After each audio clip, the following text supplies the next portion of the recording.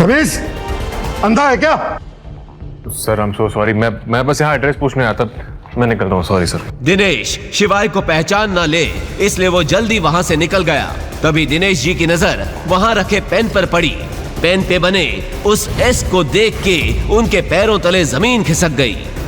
ये पेन, ये इस आदमी का पेन है।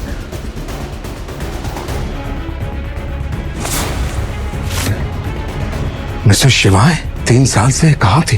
हमारी कंपनी खरीदने आए थे क्या? क्या कंपनी खरीदने? उस आदमी को देख के आपको ऐसा लगता है कि वो एक समोसा भी खरीद सकता है? द रियलिटी इज कि वो मेरी फ्रेंड नंदिनी का हस्बैंड है। कोई काम वाम नहीं है उसके पास, तो मैंने सोचा उसे कुछ काम दे दूं। तो आपने उसको डांट दिया तो वो चला गया यहाँ से। तुम्हारा दिमाग खराब हो गया यश। इस पेन को देख रहे हो, इस निशान को देख रहे हो? ये निशान उन्हीं लोगों का होता है जिनके पास। कुछ कहते कहते दिनेश जी रुक गए, मगर ये सब सुनकर अब यश की भी हालत खराब हो गई। उसने अपने चाचा के चेहरे पर ऐसा डर पहली बार देखा था। सर आप किसकी बात कर रहे हैं? आप शिवाय को क्या समझ रहे हैं?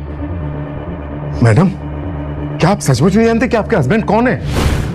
मैं समझ नहीं पा रहा हूँ कि मैं आपको ये बात बताऊं भी या नहीं।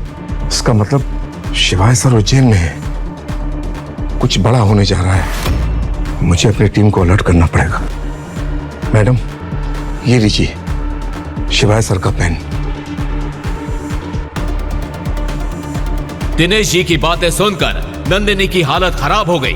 आखिर मतलब क्या है इन सब बातों का? कौन है ये शिवाय? दिनेश अंकल तो एक्स आर्मी में हैं, वो उससे क्यों डर रहे हैं?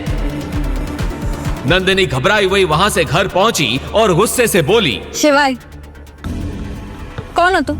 मैं तुम्हारा पति शिवाय महेश्वरी। बकवास बंद करो। ये पेन और इस पर बना ये निशान, क्या मतलब है इसका? तुम्हारे वहां से जाने के बाद इस पेन और इस निशान को देखकर दिनेश जी पसीना पसीना हो गए। हो कौन तुम, बताओ मुझे। ये पेन तो मुझे वो बंदर छाप धनपंजन के साथ फ्री में मिला था। ये तो मैंने यूज भी आज पहली बार किया है।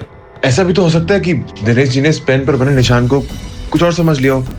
वरना तुम ही बताओ नंदिनी, अगर ये पेन इतना जरूरी होता तो क्या मैं उसे वहां छोड़कर आता? तभी नंदिनी को किसी का फोन आ गया और वो वहां से चली गई। अगली शाम नंदिनी की कॉलेज रीयूनियन पार्टी थी। Hi Nandini, you are looking so pretty. पर ऐसी भी क्या जल्दी थी कि तू ज्वेलरी पहनना भूल गई? ओप्स, सो सॉरी, मैं तो भूल ही गई थी। तेरा पति तुझे चप्पल तक दिला नहीं सकता तो नेकलेस तो दूर की बात है। खैर देखो, मेरे पति ने कल रात ही मुझे 3 करोड़ की नेकलेस गिफ्ट की है। सही लग रही है ना?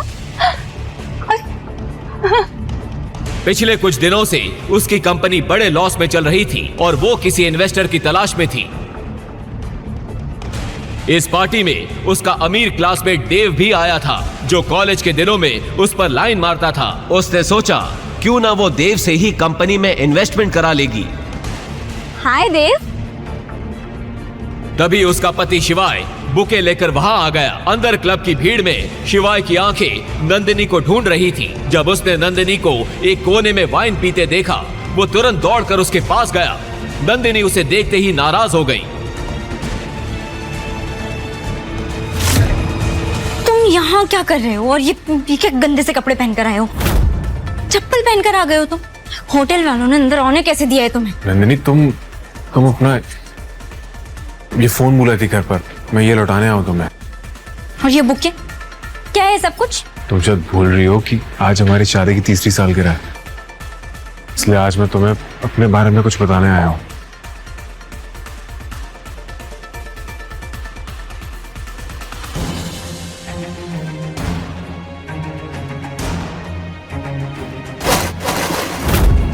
वहां खड़ा हर शख्स अब शिवाय, देव और नंदिनी को देख रहा था। Let's dance. नंदिनी, बस एक बार मेरी बात सुन लो, मैं तुम्हें सारा सच बता दूंगा। ये फूल देख रहे हो? तुम्हारी औकात इन फूलों की तरह है मेरी जिंदगी में। निकल जाओ यहाँ से, दफा हो जाओ। नंदिनी, चलो मेरे साथ। अरे क्या बवाल कर रखा है यार। नंदिनी बेबी रिलैक्स, तुम्हारा पति नकार है, मैं नहीं। बोलो कितना पैसा चाहिए? 1 करोड़, 2 करोड़ या 10 करोड़? देव, तुम मेरी मदद करोगे? ऑफ कोर्स करूंगा। आफ्टर ऑल तुम मेरी दोस्त जो हो। लेकिन मेरी एक शर्त है, 2 करोड़ के लिए तुम्हें पूरी शाम मेरी गोद में बैठना होगा। 10 करोड़ के लिए तुम्हें अपनी एक रात मेरे नाम करनी होगी। बोलो मंजूर है?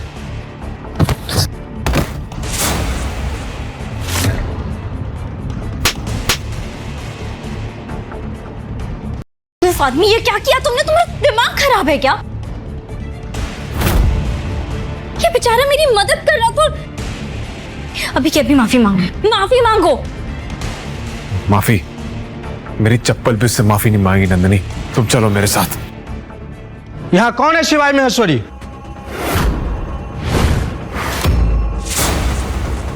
मैं हूं शिवाय महेश्वरी, और अगर मरना नहीं चाहते तो निकल जाओ यहां से अपने चंडू मंडू को लेकर।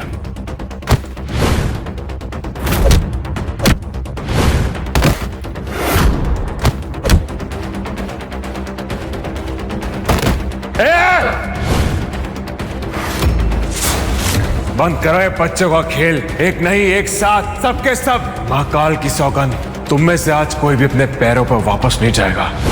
आओ।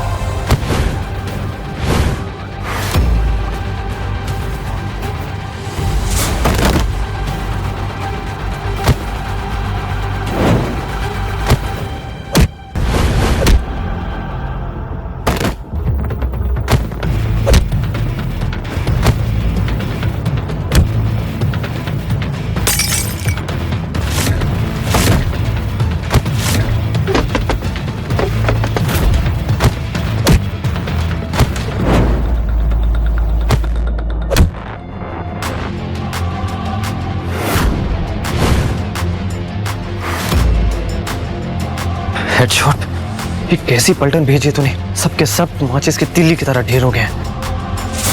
क्या? ये तो मेरे सबसे खतरनाक आदमी थे। मैं खुद वहां था। क्या? हेडशॉट? बाप रे बाप, वो तो अंडरवर्ल्ड का सबसे बड़ा गुंडा है। उसकी नजर जिस पे पड़ी, समझो उसके दिन गए। तू थोड़ी देर और रुक जा, आ रहा है इन सब का पाप। थोड़ी ही देर में 10 जीपों का कॉन्वॉय पार्टी के बाहर आकर रुक गया। अंदर खड़े लोगों की सांसें थमी हुई थी। हेडशॉट क्लब के अंदर आया। देव ने आंखों से शिवाय की तरफ इशारा किया। हेडशॉट ने तुरंत अपनी गन निकाली और शिवाय पर तान दी। कैसी खिलौनी शर्त? तो आप ये शादी क्यों करवाना चाहते हैं? मैं अपनी नस काट लूंगी अगर किसी ने भी मुझे उस शिवाय से शादी करने के लिए कहा तो। Nandini, please please please stop it. ये चाकू हटाओ। नहीं माँ, मेरी जिंदगी बर्बाद हो जाएगी। आपने देखा है उस शिवाय को, गरीब, अनपढ़, फटे पुराने कपड़े पहनता है। वो न जाने किस बस्ती में ले जाएगा मुझे। ये सब जानने के बाद भी आप लोग चाहते हो कि मैं उससे शादी करूं? पापा जी, क्यों कर रहे हैं आप ये सब? क्यों अपनी पोती की जान लेना चाहते हैं आप? अगर आज के आज आपने ये रिश्ते को नहीं तोड़ा तो मैं आप पे केस कर दूंगी। चलो ठीक है, तो फिर एक केस मैं भी कर दूं तुम पे। नंदिनी की पापा की मौत से पहले क्या सच सामने आया था याद है ना? अगर चाहती हो कि वो सच दोबारा सामने ना आए तो इस रिश्ते के लिए खुद भी मान जाओ, मेरी बेटी को भी शादी के लिए मनवा लो। बुढ़ा पागल हो गया है। 101 लड़कों के रिश्ते ठुकरा चुका है। लगता है ये बुढ़ा ना अपनी पोती की शादी होने ही नहीं देगा। अरे 100 क्या, 500 लड़कों के रिश्ते ठुकरा सकता है ये। और ये बुढ़ा कोई आम बुढ़ा नहीं है, देश का सबसे रईस बुढ़ा है ये। बजाज इंडस्ट्रीज का मालिक है, मुकेश बजाज। और ये जब किसी भी शख्स से अपनी पोती की शादी करवाएगा ना, तो पूरी दुनिया देखते रह जाएगी। मैडम जी, इस बार ऐसे रिश्ते लेकर आए नंदिनी बिटिया के लिए कि आपको पसंद आएगा ही। जिस तरह से मुकेश बजाज ने अपनी पोती के लिए बड़े से बड़े नाम को ठुकराया था, वो देखकर सब लोग बेसब्री से इंतजार कर रहे थे, ये जानने के लिए कि आखिर वो चाहते क्या थे। पापा जी, ये देखिए।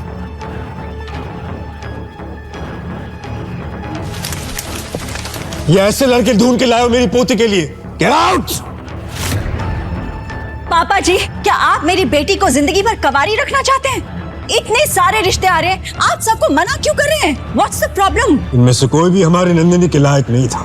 जब नंदिनी के लायक कोई लड़का मिल जाएगा तब करवा देंगे उसकी शादी। अच्छा, लायक नहीं है? यश मल्होत्रा, मल्होत्रा इंडस्ट्रीज का इकलौता वारिस। उसके पहले जो लड़का आया था वो अगले ही महीने क्रिकेट टीम का कैप्टन बनने वाला है, और उसके पहले जो आया था वो लड़का हमारे प्रधानमंत्री का भतीजा था। हाय दादाजी। हाँ बेटे। डन। तो क्या हुआ? नंदिनी मुकेश बजाज की इकलौती पोती है। उसके लिए मैं ऐसा लड़का ढूंढूंगा जिसे देखकर दुनिया देखती रह जाएगी। पता नहीं कौन से राज्य का राजकुमार ढूंढ रहे हैं आप मेरी बेटी के लिए।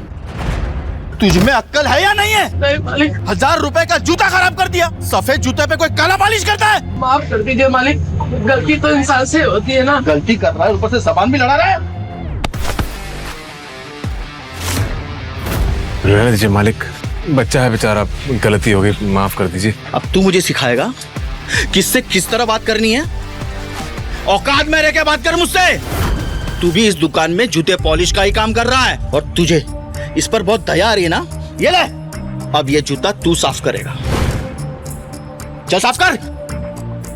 और तू मेरा मुंह क्या देख रहा है? अंदर जा।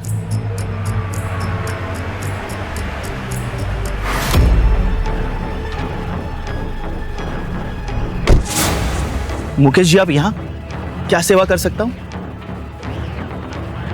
मिस्टर शिवाय, मैं मुकेश बजाज, शहर की सबसे बड़ी कंस्ट्रक्शन कंपनी बजाज कंस्ट्रक्शन का मालिक।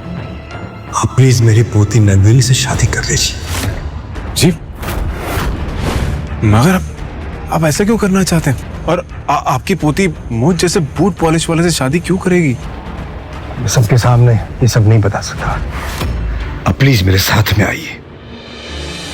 शिवाय, मुझे पता है कि असल में तुम कौन हो, और ऐसे बूट पॉलिश वाले बनकर क्यों रहते हो। क्या? लेकिन आपको ये सब, बाकी का सब कुछ इसमें लिखा हुआ है।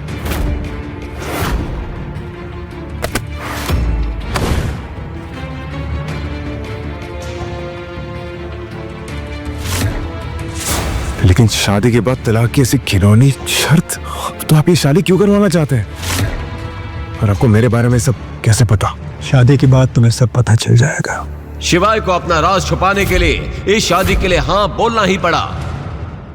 मुकेश बजाज ने जब नंदिनी की मां रेखा को इस शादी की बात बताई तो बजाज मेंशन में हंगामा हो गया।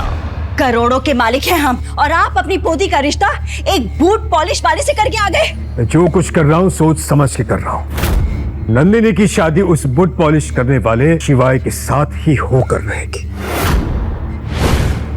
ये शादी बहुत ही जरूरी है। इस शादी के बाद नंदिनी की जिंदगी रातों रात बदल जाएगी। बदलेगी नहीं, बिगड़ जाएगी, बर्बाद हो जाएगी वो। आपको क्यों समझ में नहीं आ रहा पापा जी? ठीक है, अगर आप कुछ नहीं करेंगे तो मैं मम्मी जी से बात करती हूँ। मम्मी जी, मम्मी जी, मम्मी जी, देखिए ना पापा क्या बोल रहे हैं, प्लीज समझाइए इन्हें। इन दोनों की शादी होनी जरूरी है। मैंने खुद अपने खास पंडित से इनकी कुंडलियां मिलवाई हैं। उस लड़के का नंदिनी की जिंदगी में आना कोई इत्तेफाक नहीं है।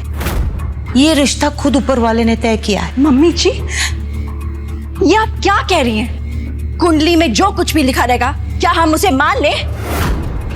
ठीक है, अगर आप भी मेरा साथ नहीं देंगी तो कोई बात नहीं, मैं अकेले ही अपनी बेटी को इस शादी से बचा के रहूंगी।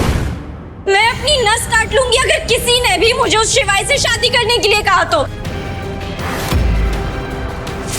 Nandini, please please please stop it, ऐसा मत कर। Stop it, stop it, please कुछ मत करना।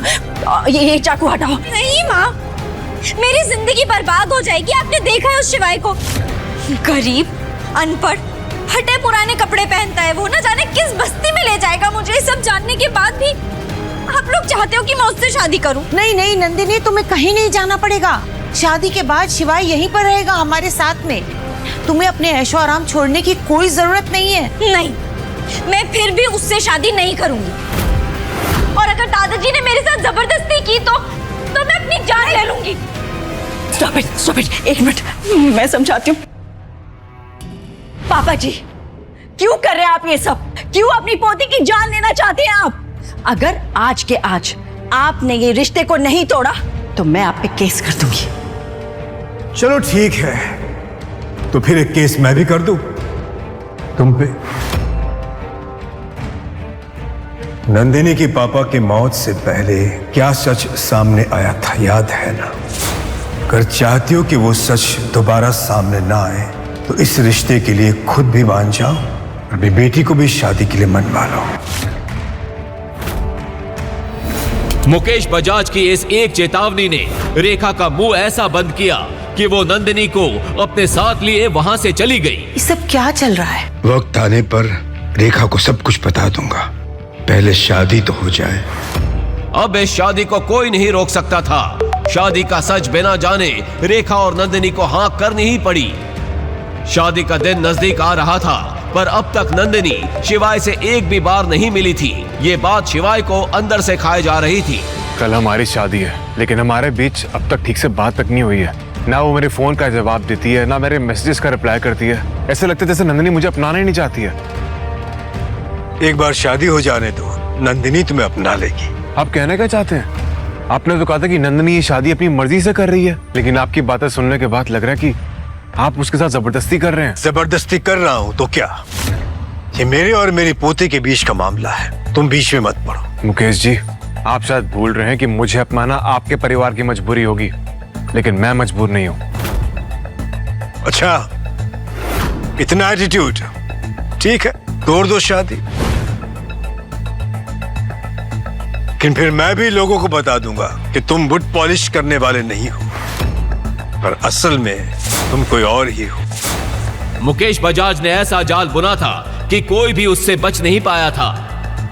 और अगले दिन ना चाहते हुए भी बजाज परिवार की इकलौती बेटी की शादी बूट पॉलिश करने वाले शिवाय से हो ही गई।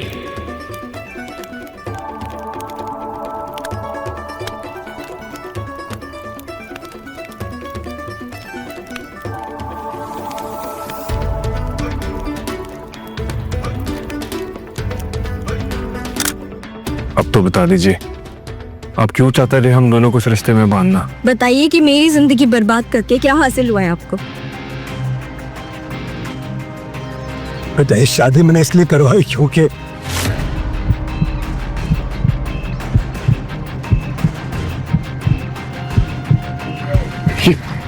दादाजी क्या हो रहा है?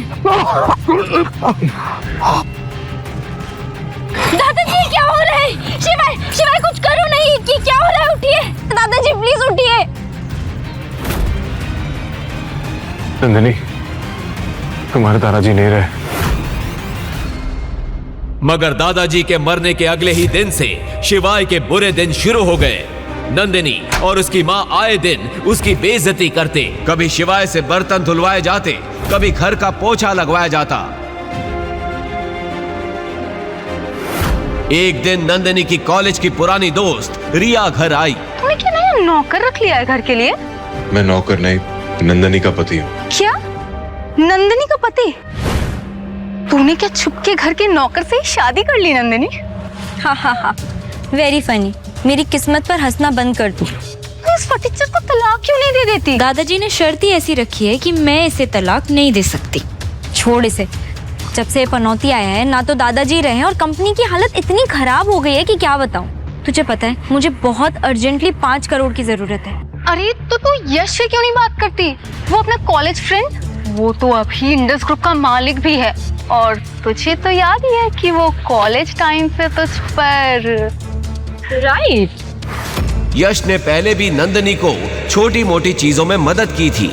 खास बात यह थी कि नंदिनी जानती थी कि यश इन मददों के बहाने उस पर डोरे डाल रहा है और उस पर बुरी नियत रखता है।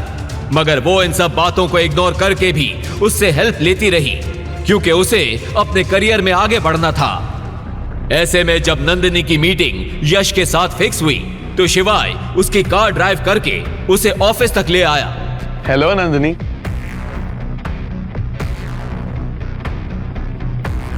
इतनी देर कैसे लग गई तुम्हें? सब ठीक तो है? All okay? यहाँ all okay. I am so sorry, मैं ट्रैफिक में फंस गई थी। कोई बात नहीं, इट्स ओके। कम। वैसे ये कौन है, तुम्हारा ड्राइवर? मैं नंदिनी का पति शिवाय। हो पति, husband. Hi, I am sorry शिवाय, एक्चुअली मुझे पता नहीं था। वैसे तुम करते क्या हो, क्या बिजनेस है तुम्हारा? वो दरअसल मेरे पास काम नहीं है। मैं दरअसल ज़रा पढ़ा लिखा नहीं हूँ तो। ये गरीब फटीचर को नंदिनी जैसी लड़की मिल गई, वाह। खैर मेरे लिए तो अच्छा ही है। अब इसे जाल में फंसाने के लिए बस थोड़े से पैसे फेंकने की जरूरत है। अरे कोई बात नहीं, मैं नंदिनी के लिए इतना तो कर ही सकता हूँ। ऐसे हमारी कंपनी में एक जगह खाली है, बताओ करोगे काम? डोंट वरी, तुम नंदिनी के हस्बैंड हो, मैं तुम्हें अच्छा काम ही दूंगा। Oh shit, I am so sorry Nandini, मेरी एक अर्जेंट मीटिंग है, मुझे जाना होगा। मैं तुमसे कल मिलता हूँ। बाय।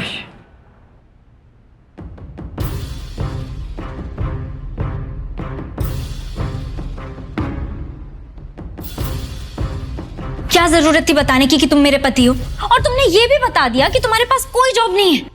ये सब बताया तो बताया, जब वो तुम्हें जॉब ऑफर कर रहा था तो हाँ क्यों नहीं बोल रहे थे? कब तक तुम्हें ऐसे बैठाकर खिलाऊंगी मैं? नंदिनी, मुझे इस यश की नजर कुछ ठीक नहीं लग रही है। वो तुम्हारी कंपनी को बचाने के लिए पैसे नहीं दे रहा है, वो तुम्हें इसलिए पैसे दे रहा है क्योंकि उसकी बुरी नजर है तुम पर। Shut up. तुम्हें पता भी है एक कंपनी को चलाने के लिए क्या कुछ करना पड़ता है। ऐसे निठल्लों जैसे बहाने मत बनाओ। तो पता नहीं क्या सोचकर दादाजी ने तुम्हें मेरे सर पर सवार कर दिया है और खुद स्वर्ग से धार गए। नंदिनी देखो, ऐसी बात नहीं है। देखो, मुझे 5 करोड़ चाहिए, और अगर नहीं मिले तो मुझे तुम्हारी तरफ बर्तन धोने पड़ेंगे, जो मैं नहीं करने वाली। तो बेहतर यही होगा कि तुम यश का जॉब ऑफर एक्सेप्ट कर लो। पता है, अगर दादाजी की शर्त नहीं होती ना तो कब का तलाक दे चुकी होती मैं तुम्हें। ठीक है नंदिनी, मुझे तुम्हारा ऑफर मंजूर है, करूंगा मैं नौकरी। गुड। हिलना मत, मेरा नाम हेडशॉट है और आज तक मेरा निशाना कभी नहीं चूका। तुम सब लोग अपनी पार्टी एंजॉय करो, इसको तो मैं अपने ठिकाने पे ले जाके निपटाऊंगा, और अगर इसकी एक एक हड्डी नहीं तोड़ी तो कहना। अभी कुछ देर पहले ही गुंडों से लड़ने वाला शिवाय वहीं जम गया। हेडशॉट के आदमियों ने शिवाय को पकड़ लिया और वहां से ले गए। नंदिनी और देव भी उनके पीछे निकल गए। शिवाय हेडशॉट की कार के पीछे डिक्की में बंधा पड़ा था। गाड़ी एक सुनसान जंगल के बीच पहुंची।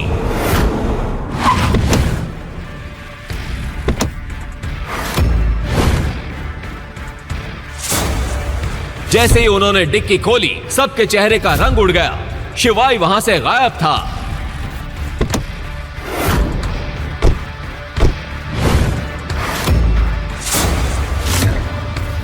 ये कैसे हो सकता है? गाड़ी तो कहीं रुकी भी नहीं है। चलती हुई गाड़ी से बंधा हुआ आदमी भाग कैसे सकता है?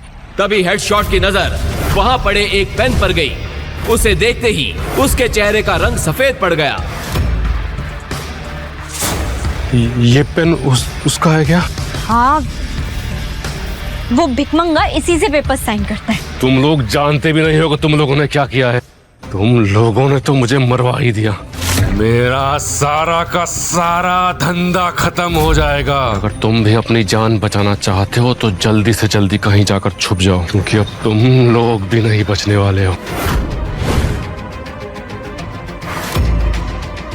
अवंतिका को यहां से इज्जत के साथ बाहर ले जाओ और गाड़ी में बिठाओ, शिवाय ने हेडशॉट से कहा।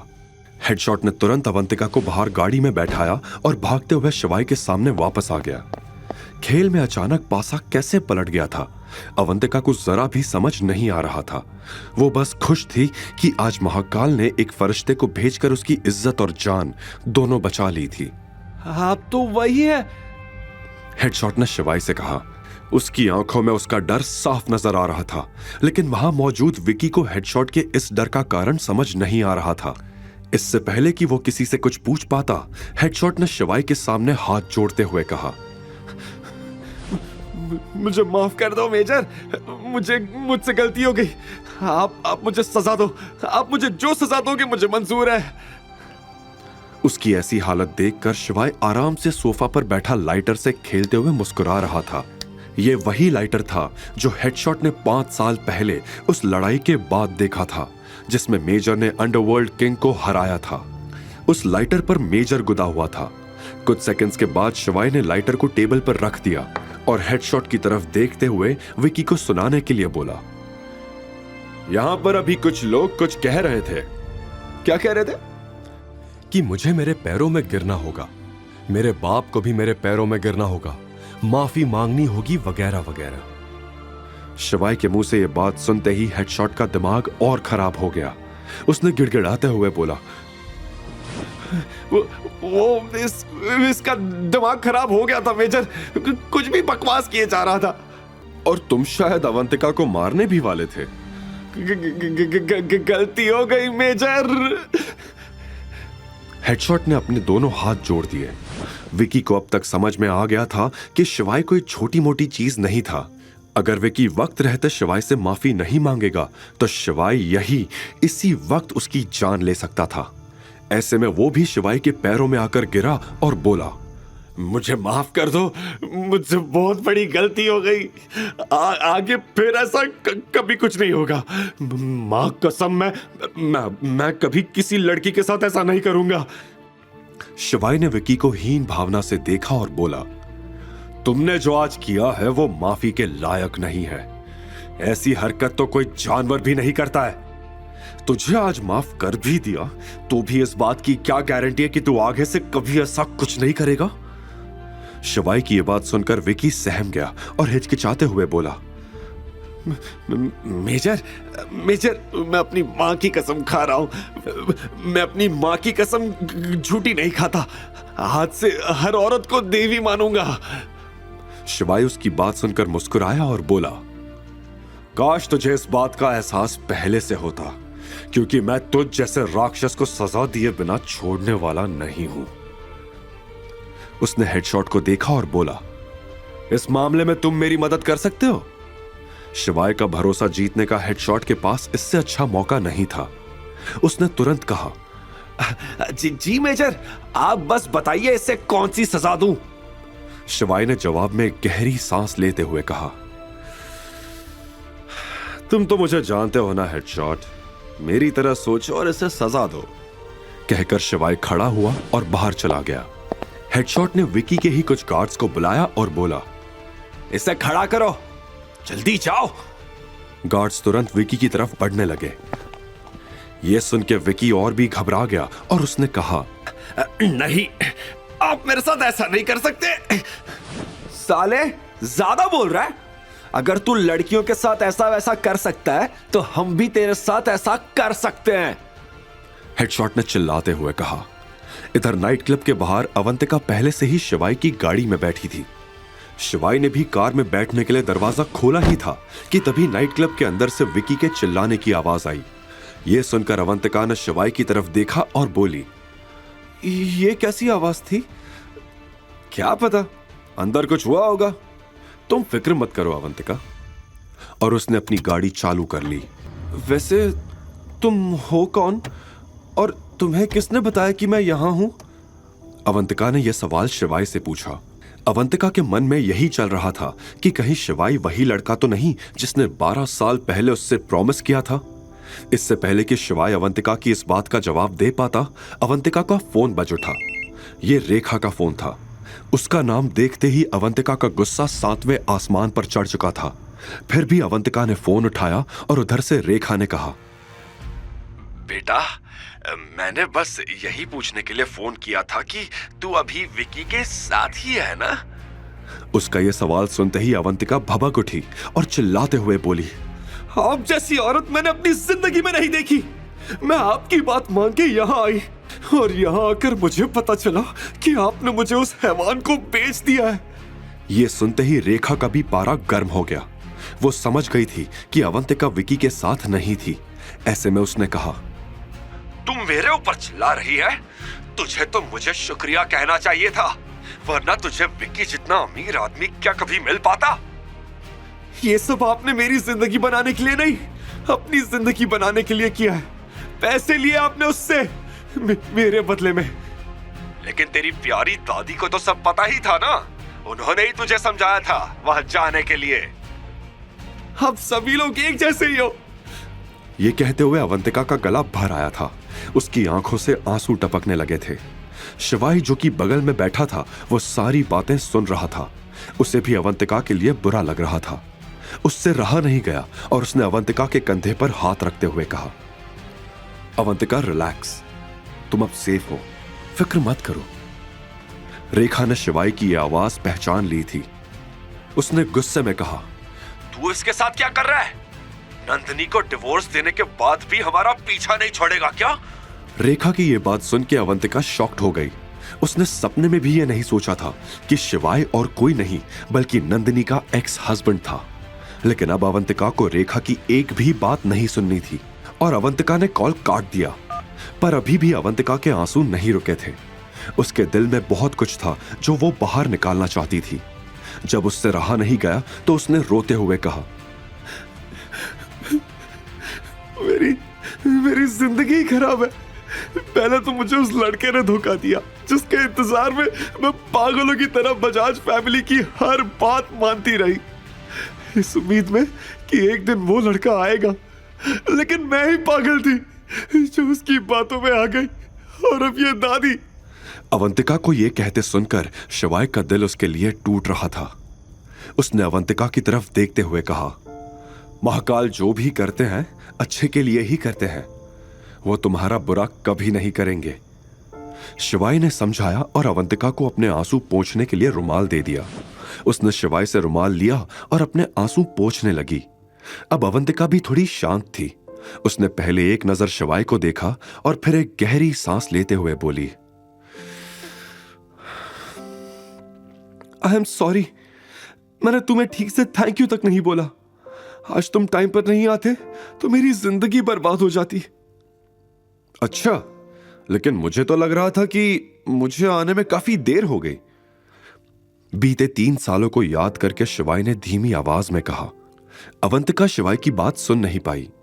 उल्टा उसने शिवाई से पूछा, तुम वही हो ना जिसकी बातें ऑलमोस्ट पूरे शहर में होती है? निकम्मा हस्बैंड, राइट? सॉरी, एक्चुअली लोग तुम्हारे बारे में यही कहते हैं, लेकिन मुझे तो तुम कहीं से भी निकम्मे नहीं लगे। बल्कि तुम जैसा हस्बैंड किसी लड़की को मिल जाए तो उसकी जिंदगी जन्नत हो जाए। यह सुनकर शिवाई शर्मा गया और उसने एक नजर अवंतिका पर डाली। फिर बात का रुख मोड़ते हुए अवंतिका ने वो सवाल पूछा जो वो जानने के लिए बेसब्र थी। और तुम्हें कैसे पता चला कि मुझे विक्की के पास भेज दिया गया है? तुम्हारे किसी रिश्तेदार को बात करते हुए सुन लिया था।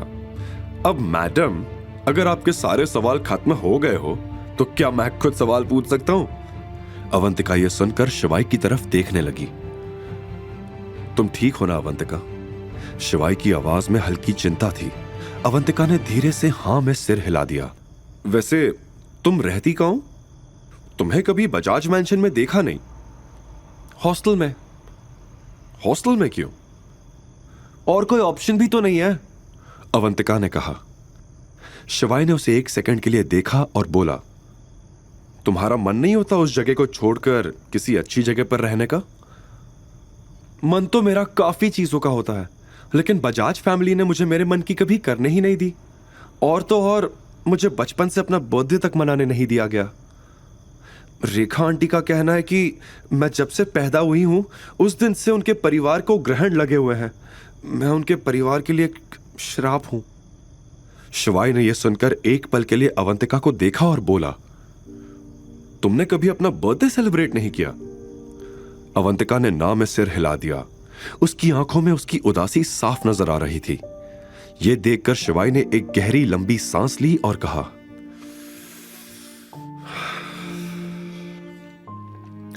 अब तुम्हारे साथ कभी कुछ गलत नहीं होगा। शिवाई ने मन ही मन अवंतिका से वादा करते हुए कहा। कुछ देर के बाद दोनों अवंतिका के हॉस्टल पहुंच चुके थे।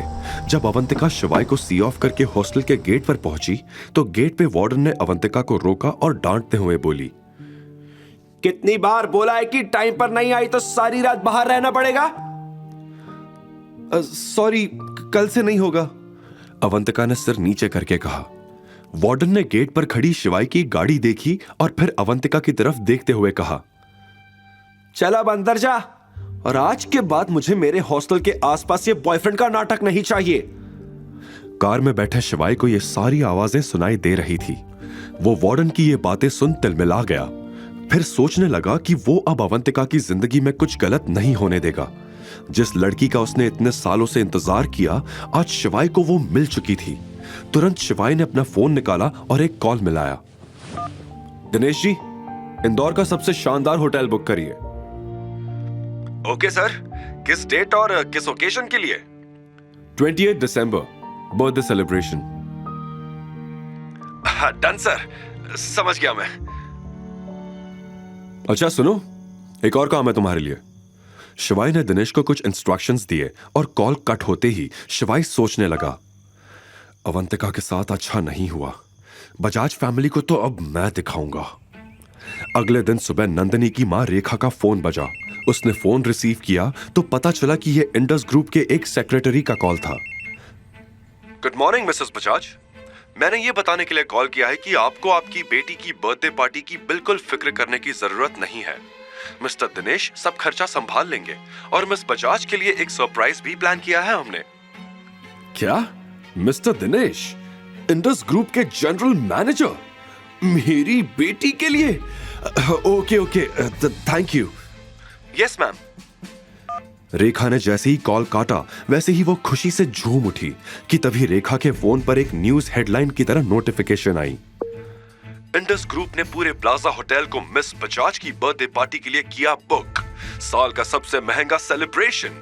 ये न्यूज देखकर रेखा की खुशी का ठिकाना नहीं रहा। उसने सोच लिया था कि अब बजाज फैमिली की किस्मत बदलने वाली थी। अपनी खुशी को जाहिर करने के लिए वो दौड़कर नंदिनी के रूम में गई। सोती ही रहेगी क्या? ये देख। रेखा ने नंदिनी को जोर से हिलाया। क्या यार मम्मी, कभी तो सपना पूरा करने दो। सपने में प्लाजा होटल में मेरा बर्थडे सेलिब्रेट हो रहा था। आंखें मसलते हुए नंदिनी ने कहा, अगर मैं कहूं कि तेरा सपना पूरा हो गया तो फिर? रेखा ने पूरी बत्तीसी निकालकर हंसते हुए कहा, वो कैसे मॉम? तुझे पता है, अभी इंडस ग्रुप के जनरल मैनेजर मिस्टर दिनेश के सेक्रेटरी का कॉल आया था। वो कह रहा था कि मिस्टर दिनेश ने मिस बजाज यानी तेरे बर्थडे के लिए पूरा प्लाजा होटल बुक किया है। ये देख, लेटेस्ट न्यूज। नंदिनी इतनी एक्साइटेड थी कि उसने रेखा से फोन छीनकर ये न्यूज पढ़ी और फिर बेड पे खड़ी होकर डांस करने लगी। Oh my God, oh my God, oh my God, Mom! This is the best day of my life! देख ले बेटा, वो मनहूस शिवाय तेरी जिंदगी से गया और हमारी जिंदगी में सिर्फ खुशियां ही खुशियां आ गई। नंदिनी और रेखा की जिंदगी में ये खुशियां कितने दिन टिकने वाली थी? शिवाय किस तरह से बजाज फैमिली से बदला लेगा और इतने वक्त बाद शिवाय को मिली खुशियां क्या बरकरार रह पाए? सुबह सुबह हॉस्टल के बाहर शिवाय कैब में अवंतिका का इंतजार कर रहा था। अवंतिका हॉस्टल से बाहर निकली और ये देखकर चौंक गई कि वहां शिवाय खड़ा था। चलो मेरे साथ। लेकिन कहां? अवंतिका ने असमंजस में पूछा। क्या मुझ पर ट्रस्ट नहीं? शिवाय ने मुस्कुराते हुए कार का दरवाजा खोला। अवंतिका भी खुशी खुशी कार में बैठ गई। मैंने तुम्हारे लिए एक सरप्राइज प्लान किया है, शिवाय ने कहा। कल रात के बाद अवंतिका भी शिवाय पर भरोसा करने लगी थी, क्योंकि शिवाय ने उसे इतनी बड़ी मुसीबत से बाहर निकाला था। बिना किसी सवाल के वो चुपचाप गाड़ी में बैठ गई और गाड़ी चल पड़ी। तकरीबन आधे घंटे में वो दोनों इंदौर शहर के सबसे पॉश एरिया निपानिया पहुंच गए, जहां एक से बढ़कर एक ऐसी इमारतें थी जिन्हें देखकर आंखें खुली की खुली रह जाए। अवंतिका भी ये देखकर एक पल के लिए दंग रह गई। फिर उसने शिवाय से पूछा, तुम मुझे यहां क्यों लाए हो? ये तो हाई एंड रेजिडेंशियल एरिया है। घर लेना तो दूर की बात है, मैं यहाँ का किराया भी अफोर्ड नहीं कर सकती। तुम ज्यादा मत सोचो और चलो मेरे साथ, शिवाय ने प्यार से मुस्कुराते हुए कहा। अवंतिका ने फिर शिवाय को टोकते हुए कहा, क्या तुम यहाँ मेरी नौकरी लगवाओगे? मैंने सुना है यहाँ पैसे तो अच्छे मिलते हैं, पर मेरी क्वालिफिकेशन इतनी नहीं है कि मुझे यहाँ नौकरी मिल सके। तुम समझ रहे हो ना? अवंतिका की इतनी दिल दहला देने वाली बातों का वो क्या जवाब दे, ये शिवाय समझ नहीं पा रहा था। उसने गहरी सांस लेकर कहा, तुम एक बार अंदर तो चलो, फिर तुम्हें सब पता चल जाएगा। इतने सालों तक जिल्लत भरी जिंदगी जीने के बाद अवंतिका को अच्छी चीजों की बिल्कुल भी उम्मीद नहीं थी। इसी वजह से ये बात उसकी सोच से भी परे थी कि आज शिवाय उसके लिए यहां घर खरीदेगा। वो दोनों अंदर गए। आगे अवंतिका चल रही थी और पीछे पीछे शिवाय। अवंतिका को देखते ही सेल्स वुमन खुश हो गई। आज अवंतिका ने हल्के गुलाबी रंग की कुर्ती पहनी थी। उसके बाल हवा में लहराते हुए उसके चेहरे को छू रहे थे। कल तक उसकी आंखों में जो डर था वो आज एक अलग चमक में बदल चुका था। सेल्स वुमन ने खुद से कहा, फाइनली आज एक अच्छा घर बिक जाएगा, मेरे कमीशन का इंतजाम हो जाएगा। लेकिन जैसे ही उसने अवंतिका के पीछे देखा, उसके चेहरे का रंग उड़ गया। उसे लगा था कि लड़की इतनी सुंदर लग रही है तो साथ में आने वाला आदमी भी अमीर होगा। लेकिन शिवाय की हालत देखते ही वो समझ गई कि ये बस दूर से घर देखने आए थे, खरीदने नहीं, क्योंकि इतने महंगे घर खरीदने की औकात उनकी लग नहीं रही थी। हेलो मैम, हेलो सर, क्या आप यहाँ घर देखने आए हैं? आई थिंक आप गलत जगह पर आ गए हैं। यहाँ के मकान बहुत महंगे हैं। आप प्लीज किसी सस्ते एरिया में जाकर विजिट कीजिए। Thank you. ये कहकर सेल्स वुमन जाने के लिए मुड़ने लगी। अवंतिका का सिर शर्म से झुक गया। तभी शिवाय ने सेल्स वुमन को रोकते हुए कहा, मैडम, मुझे इस एरिया का सबसे महंगा विला दिखाइए। यह सुनते ही वहां खड़ा हर शख्स दंग रह गया और शिवाय को घूर कर देखने लगा। तभी सेल्स वुमन बोली, सर, आपको पता होगा कि यह एरिया इंदौर का सबसे पॉपुलर एरिया है और यहां सबसे महंगा घर 3 करोड़ का है, जिसमें आपको 50% पहले ही जमा करना होगा। सेल्स वुमन की यह बात सुनते ही शिवाय ने कहा, तो क्या, जो भी है मैं खरीदूंगा, मुझे घर दिखाओ। मुंह बनाते हुए सेल्स वुमन ने शिवाय को देखा और बोला, सर, आप पक्का घर लेना चाहते हैं ना? क्योंकि हम बहुत कम लोगों को यहां एंटरटेन करते हैं। लेकिन शिवाय ने बिना डरे कहा, आपको लगता है हम यहां टाइम पास करने आए हैं? आप हमें दिखा दो, हम अभी ले लेंगे। अब सेल्स वुमन को गुस्सा आ रहा था। उसने इतना जिद्दी इंसान आज तक नहीं देखा था। वो सोचने लगी कि क्या बहाना बनाकर शिवाय को ऑफिस से बाहर निकाले, और ये चीज अवंतिका ने उसकी आंखों में देख ली थी। उसने भी झिझकते हुए शिवाय के कान में कहा, अभी यहां से चलते हैं शिवाय, वरना ये लोग हमें धक्के मार कर यहाँ से निकाल देंगे।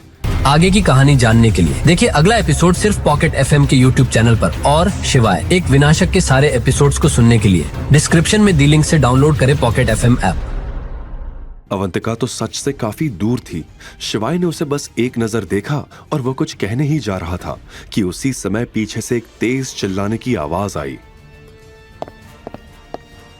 मैंने बाहर लोगों को बात करते हुए सुना है कि यहाँ कोई पागल घर खरीदने आया है।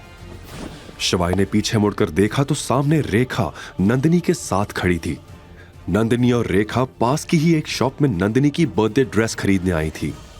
लेकिन मुझे बिल्कुल भी उम्मीद नहीं थी कि मेरी बेटी को तलाक देने के बाद मेरा निकम्मा दामाद अचानक इतना अमीर बन जाएगा कि करोड़ों की प्रॉपर्टी खरीद सकेगा। आसपास के लोग भी अब शिवाय को नीची नजरों से देखने लगे थे, लेकिन यह बात अवंतिका से बर्दाश्त नहीं हुई। हालांकि वह शिवाय से कल ही मिली थी, पर इतनी सी मुलाकात में ही उसे यह मालूम हो गया था कि शिवाय एक नेकदिल इंसान है। इसी वजह से उसने दांत पीसते हुए रेखा को जवाब दिया, तमीज से बात करो, अब ये तुम्हारी बेटी का पति नहीं है। अवंतिका को अपने बचाव में बोलते देख शिवाय का दिल भर आया, और शायद ये पिछले 3 साल में पहली बार हुआ था कि कोई उसके लिए भी सोचने लगा था। वो बहुत प्यार से अवंतिका को देखने लगा। ओहो, देखो तो ये भी है। अगर तुम बोलती नहीं तो मुझे पता ही नहीं चलता कि तुम भी यहां हो। तुम दोनों एक साथ, ये कब हुआ? लो देख लो सब इस बेशरम को, मेरी बेटी के तलाकशुदा पति के साथ अब ये गुलछर्रे उड़ा रही है। बगल में खड़ी नंदिनी भी चिल्ला पड़ी, माँ बेटी एक जैसी ही निकली। इसकी माँ ने मेरे पापा को फंसाया था और इसने मेरे पति को फंसा लिया। अपनी मां के बारे में सुनते ही अवंतिका का चेहरा उतर गया। उसकी आंखों में आंसू आ गए। शिवाय ने अवंतिका के आंसू देखकर तुरंत कहा, नंदिनी, पहले तो मैं तुम्हारा हस्बैंड नहीं, एक्स हस्बैंड हूं। और अवंतिका तुम्हारी जैसी नहीं है जो लड़कों के पीछे पैसों के लिए भागे। मुझे तो तुम माँ बेटी की हरकतों से लगता है कि अवंतिका की माँ नहीं बल्कि आप दोनों बेशर्म हो। शिवाय को भी अपना फेवर लेते देख अवंतिका ने पहली बार एक अलग सा कॉन्फिडेंस महसूस किया। उसे ऐसा लगा मानो अब उसे किसी का डर नहीं और अब वो शिवाय के साथ पूरी दुनिया जीत सकती थी। अच्छा, तो अब ये 2 कौड़ी की लड़की तुम्हारे लिए इतनी जरूरी हो गई कि तुम हमसे लड़ रहे हो? यह सुनते ही शिवाय को बहुत गुस्सा आया, लेकिन अवंतिका के कोमल हाथों ने उसे रोक लिया। आज शायद अगर अवंतिका उसे नहीं रोकती तो वो सारी हदें पार कर देता। How impressive! अच्छा हुआ मैंने तुम्हें डिवोर्स दे दिया। तुम्हारे जाते ही इंडस ग्रुप के जनरल मैनेजर ने इंदौर का सबसे महंगा होटल मेरे बर्थडे के लिए बुक किया है। अब समझे तुम कितने मनहूस थे मेरे लिए। ये कहते हुए नंदिनी और रेखा जोर जोर से हंसने लगी। अगल बगल खड़े लोग नंदिनी को घूरने लगे। ये खबर फ्रंट पेज पर थी, इसलिए सब जानते थे कि इंडस ग्रुप ने पूरा प्लाजा होटल मिस बजाज की बर्थडे पार्टी के लिए बुक किया है। पर वो लड़की नंदिनी थी, ये देखने के बाद वहां खुसुर फुसुर होने लगी। क्या कहा तुमने? इंडस ग्रुप के मैनेजर ने होटल बुक किया है, वो भी नंदिनी तुम्हारे लिए? नहीं तो क्या अवंतिका के लिए किया है? नंदिनी चिल्लाकर बोली। शिवाय ने दिनेश को अवंतिका के लिए प्लाजा होटल बुक करने के लिए कहा था, जो हो भी गया था। लेकिन शिवाय ने दिनेश से यह भी कहा था कि ऐसा कंफ्यूजन पैदा करे जिससे नंदिनी और रेखा को लगे कि यह पार्टी नंदिनी के लिए रखी गई है।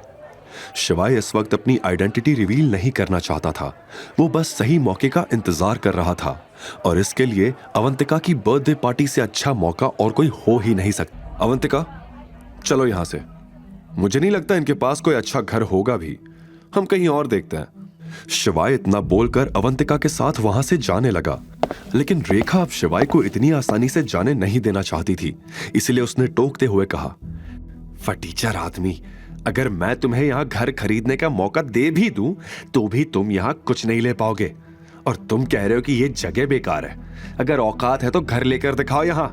मैं शर्त लगाती हूं कि तुम एक दरवाजा भी नहीं खरीद पाओगे। इस समय वहां खड़ा हर शख्स शिवाय पर हंस रहा था।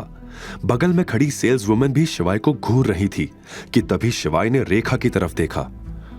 तुम्हें लगता है कि मैं अमीर होने का नाटक कर रहा हूं? शिवाय ने भौहें चढ़ाते हुए कहा। अगर नहीं कर रहे तो खरीद लो ना 3 करोड़ का मकान। रेखा भी चिढ़ते हुए बोली। शिवाय को अब बहुत गुस्सा आ रहा था। उसने अवंतिका का हाथ छोड़ा और तमतमाते हुए प्रॉपर्टी डीलिंग ऑफिस से बाहर निकलकर अपनी कार में जाकर बैठ गया। देखा, मुझे पता था ये फटीचर यही करेगा। डर और शर्मिंदगी से अवंतिका को भी यहीं छोड़ गया। ले देख ले अवंतिका, किस यूजलेस इंसान के साथ थी तू। अवंतिका भी समझ नहीं पा रही थी कि आखिर शिवाय उसे छोड़कर गाड़ी की तरफ क्यों चला गया। उसने सिर झुकाया और खुद भी ऑफिस से बाहर जाने लगी कि तभी शिवाय एक ब्रीफकेस के साथ उसके सामने आकर खड़ा हो गया। कहां जा रही हो अवंतिका? अपना नया घर नहीं खरीदोगी? इतना कहते ही उसने अवंतिका को एक छोटी सी स्माइल दी और वापस अंदर ले गया। फिर उसने सेल्स वुमन के सामने 3 करोड़ रुपए रख दिए। इस वक्त सबका मुंह खुला का खुला रह गया। आखिर इतने पैसे शिवाय के पास आए कहां से? रेखा तो नोटों से भरा बैग देखकर वहीं चक्कर खाकर गिर पड़ी और नंदिनी रेखा की हालत देखकर घबरा गई, मगर रेखा बेहोश होने का दिखावा कर रही थी। मैं अभी के अभी पूरी पेमेंट कैश में करूंगा और तुम्हारा उसमें कोई कमीशन नहीं होगा। यह तुम्हारे लिए सबक है ताकि तुम आगे किसी से भी बदतमीजी करने से पहले 100 बार सोचो। शिवाय ने गुस्से से सेल्स वुमन से कहा। अवंतिका भी यह सारा मंजर देखकर चौंक गई। उसने पीछे से शिवाय की शर्ट की स्लीव्स कसकर पकड़ ली। शिवाय समझ गया था कि अवंतिका डरी हुई है, इसलिए उसने उसके हाथ पर अपना हाथ रखते हुए उसे फौरन शांत किया। नंदिनी वहीं खड़ी होकर यह सब देख रही थी। उसे बहुत जलन हो रही थी। तुम मेरा शक सही निकला, तुम दोनों का अफेयर चल रहा है। ओ गॉड अवंतिका, मुझे लगता था कि तुम थोड़ी तमीजदार लड़की हो, पर मैं गलत थी। तुम्हें भी डोरे डालने के लिए मेरा ही पति मिला था। और शिवाय, डिवोर्स के समय मुझे तुम्हारे लिए बुरा लग रहा था। मैं तुम्हारी नौकरी लगवाना चाहती थी, पर तुम भी डिस्गस्टिंग निकले। अब मेरा मुंह मत देखो, आओ और मेरी मां को उठाओ। अगर ये पहले की बात होती तो शिवाय तुरंत दौड़कर रेखा को उठाता, लेकिन अब मामला बदल चुका था। शिवाय ने नंदिनी के कहने पर भी रेखा को इग्नोर कर दिया और रजिस्ट्री अवंतिका के नाम करवाने लगा। तभी वहां खुशी से भागते हुए मैनेजर आया और पूछने लगा कि किसने खरीदा वो मकान, जल्दी बताओ। सेल्स वुमन ने डरते हुए शिवाय की ओर इशारा किया, इन्होंने सर। लेकिन जैसे ही मैनेजर ने शिवाय की ओर देखा, वो बौखला गया और गुस्से से बोला, यह क्या मजाक है? इसकी हालत देखकर लगता भी है कि यह 3 करोड़ का मकान ले पाएगा। पक्का इसने ये पैसे चोरी किए हैं। जल्दी पुलिस को फोन लगाओ और इसे पकड़ कर रखो, ये कहीं जाने ना पाए। Call the police now. इतना सुनते ही अवंतिका के पैरों तले जमीन खिसक गई और बगल में खड़ा शिवाय भी शॉक्ड हो गया। अब क्या होगा शिवाय के साथ? क्या सच में उसे चोरी के इल्जाम में पुलिस ले जाएगी? अवंतिका कैसे बचाएगी शिवाय को इस मुसीबत? आप सही बोल रहे हैं, जरूर इसने ये सब कहीं से चोरी किया होगा, वरना कल तक तो ये हमारे टुकड़ों पर पलता था और एक ही दिन में इतने पैसे कहां से आ गए बताओ? मैनेजर की पुलिस को बुलाने की धमकी सुनकर रेखा झट से खड़ी हो गई और तुरंत आग में घी डालते हुए उसने ये कहा। यह बात सुनकर मैनेजर का शक यकीन में बदल गया। उसने शिवाय से पूछा, मैं फिर आपसे पूछ रहा हूं, क्या सच में ये सारे पैसे आपके हैं या नहीं? शिवाय को मैनेजर की यह बात बिल्कुल पसंद नहीं आई। उसने जवाब में कहा, अगर पैसे मैं लेकर आया हूं और मेरी ही कार से लाया हूं तो ये बिल्कुल मेरे ही है। और आप ये कैसे कह सकते हैं कि ये पैसे मेरे नहीं है? आप बिना जाने मुझ पर शक कैसे कर सकते हैं? रेखा ने अपनी बात से सभी के मन में शिवाय के खिलाफ शक भर दिया था। सभी की शक भरी नजरों की वजह से अवंतिका भी डर गई और उसने शिवाय का हाथ पकड़ लिया। अवंतिका का शिवाय के करीब आना नंदिनी को बिल्कुल पसंद नहीं आ रहा था।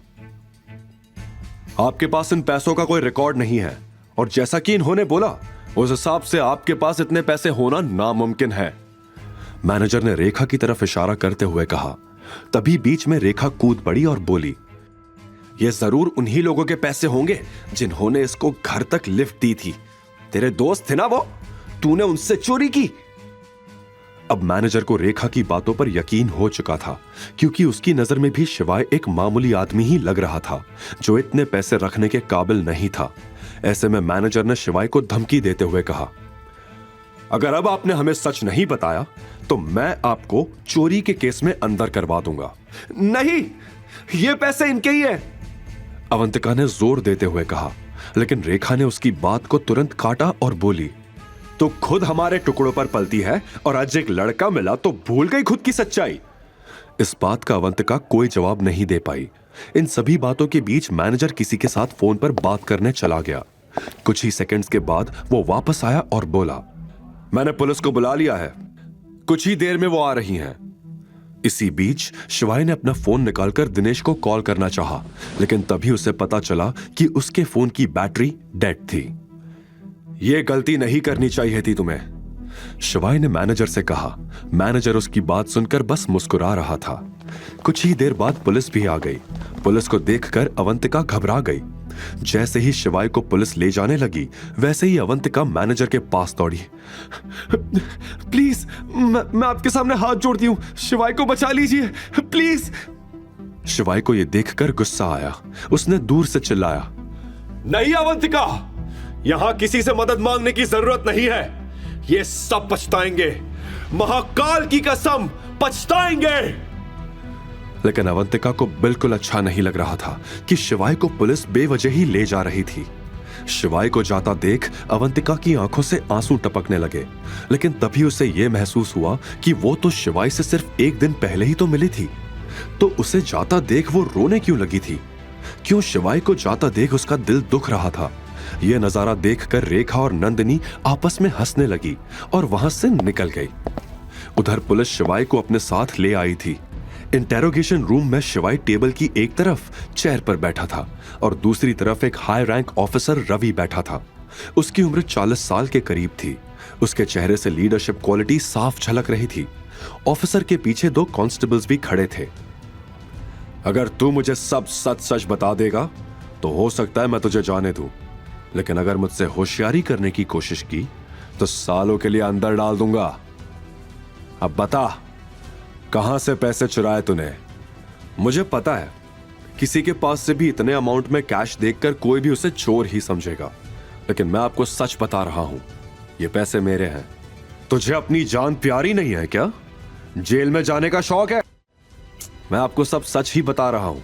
आपने इंडस ग्रुप का नाम तो सुना ही होगा, वही कंपनी ना जो दुनिया की सबसे बड़ी कंपनीज में से एक है। जी हां, मैं उसका चेयरमैन हूं।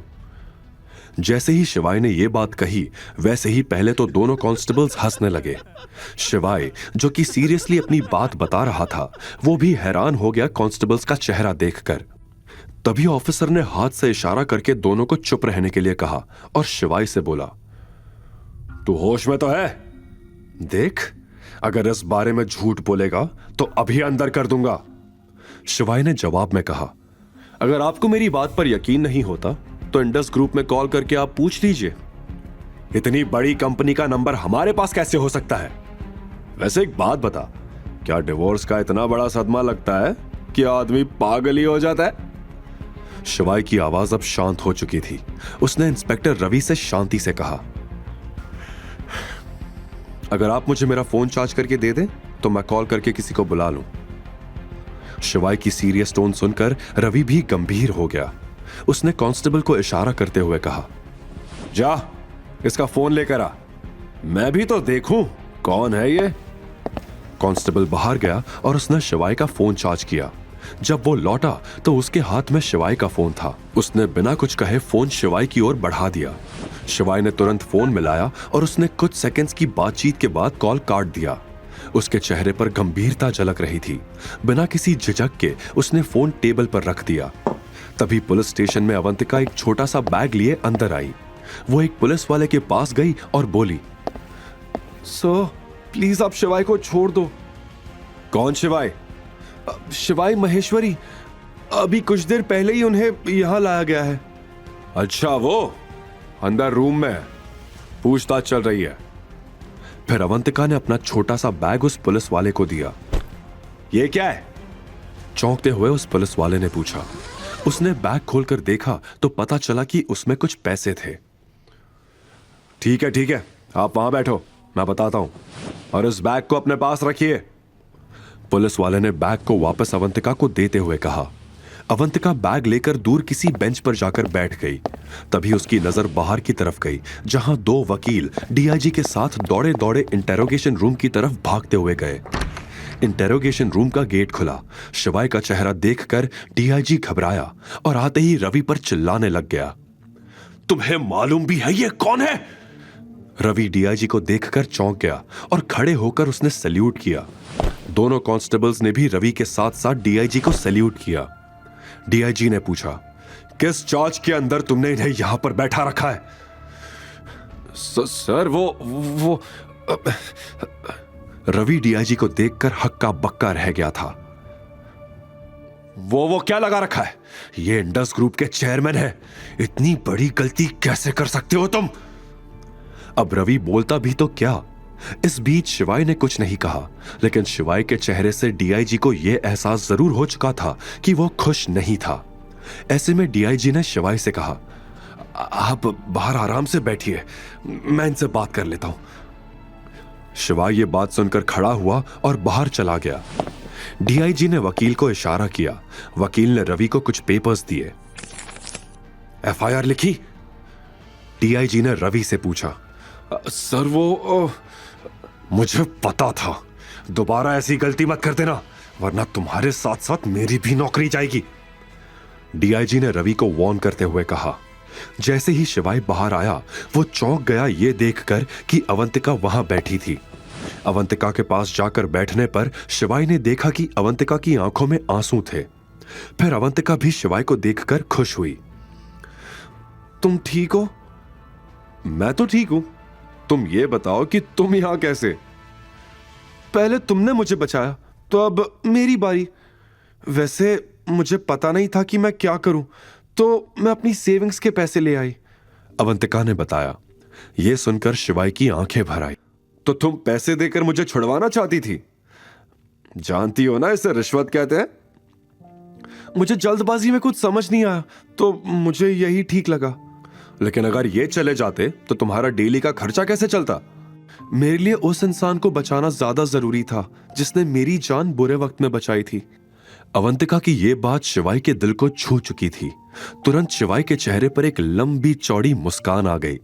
शिवाई को हंसता देख अवंतिका भी खुश हो गई थी, मगर शिवाई उसे कैसे बताता कि वो कोई और नहीं बल्कि इंडस ग्रुप का चेयरमैन था। बिना कुछ सोचे समझे अवंतिका ने अपनी सेविंग्स के पैसों को शिवाई की मदद के लिए खर्च करने का सोच लिया था। वहीं शिवाई मन ही मन ये सोचने लगा कि एक तरफ नंदिनी थी जिसके साथ 3 साल बिताने के बाद भी उसने परवाह तक नहीं की और उसे जेल में जाने दिया, तो दूसरी तरफ अवंतिका थी जो बिना कुछ सोचे उसके लिए अपना सब कुछ दांव पर लगा देना चाहती थी। उसकी मासूमियत, उसका पैनिक देखकर शिवाई का दिल कह रहा था कि वो उसे गले लगा ले, इस दुनिया से दूर ले जाए। उसकी भीगी हुई आंखें, कांपते होठ और चेहरे पर बिखरी उदासी उसे और भी लाजवाब बना रही थी। वो इतनी नाजुक लग रही थी कि शिवाई को लगा कि अगर उसने उसे छू भी लिया तो वो पिघल जाएगी। आज शिवाई ने अवंतिका को निहारा, जी भर के निहारा। अवंतिका बस चुपचाप वहां बैठी रही, इस बात से बेखबर कि शिवाई के मन में एक तूफान मचा हुआ था। तभी डीआईजी के साथ साथ रवि और दोनों कांस्टेबल्स भी बाहर आए। रवि के चेहरे से डर साफ झलक रहा था। शिवाई ने रवि के डर को भांप लिया था। रवि कुछ बोल पाता उससे पहले ही शिवाई ने कहा, एक काम करिए, आप इनके लिए पहले कैब बुक कीजिए और इन्हें सही सलामत उसमें बैठा कर आइए। मैं रवि जी से कुछ बात कर लेता हूं तब तक। उसने यह अवंतिका की तरफ इशारा करते हुए कहा। तुरंत रवि ने कांस्टेबल को इशारा किया। कांस्टेबल जल्दी से अवंतिका को बाहर की ओर ले गया। जैसे ही अवंतिका बाहर गई वैसे ही अंसल प्रॉपर्टीज का मैनेजर और सेल्स वुमन दौड़ते हुए पुलिस स्टेशन में आए। मुझे माफ कर दो सर, मुझे बिल्कुल अंदाजा नहीं था कि आप इंडस ग्रुप के चेयरमैन हैं, मैनेजर ने हाथ जोड़ते हुए कहा। सर, अगर हमें पता होता तो ऐसा कभी नहीं होता, घबराते हुए सेल्स वुमन ने कहा। पुलिस स्टेशन में मौजूद सभी लोग यह देखकर शॉक थे। शिवाई, जिसे अभी तक सब एक मुजरिम के रूप में देख रहे थे, अब सभी को यह पता चल गया था कि वो और कोई नहीं बल्कि इंडस ग्रुप का चेयरमैन था। कभी किसी को उसके कपड़ों से जज मत करना। आज तो मैं माफ कर रहा हूं सबको, आगे से ध्यान रखना, शिवाई ने मैनेजर और सेल्स वुमन को वार्न किया। सर, एक छोटा सा गिफ्ट आपके लिए हमारी तरफ से। अपनी जेब से मैनेजर एक चाबी निकाल के शिवाई को देने लगा। ये क्या है? सर, ये हमारी तरफ से एक छोटा सा गिफ्ट आपके लिए। ये आपके नए विला की चाबी है। मैं किसी का नुकसान नहीं करवाना चाहता, आप रख लीजिए इसे। नहीं सर, हमारा कोई भी नुकसान नहीं होगा, प्लीज सर ये रख लीजिए। मैनेजर के इतना कहने के बाद शिवाई ने चाबी ले ली। फिर डीआईजी से कहा, मुझे अब चलना चाहिए। और इतना कहकर शिवाई वहां से निकल गया। कैब में बाहर इंतजार कर रही अवंतिका यही सोचे जा रही थी कि हो ना हो शिवाई बहुत बड़ा आदमी था, तभी सब लोग उसकी इतनी इज्जत कर रहे थे। कुछ देर बाद शिवाई भी कैब में आकर बैठ गया। अवंतिका ने तुरंत शिवाई से पूछा, वैसे तुम हो कौन और सभी लोग तुम्हारी इतनी इज्जत क्यों करते हैं? मुझे लगा ही था कि यह सवाल तुम्हारे मन में आएगा ही। मैं तो सिर्फ एक कॉमन मैन हूं, लेकिन मेरे कुछ दोस्त हैं जिनकी जान पहचान काफी ऊपर तक है, बस इसलिए मुझे इतनी इज्जत मिल जाती है।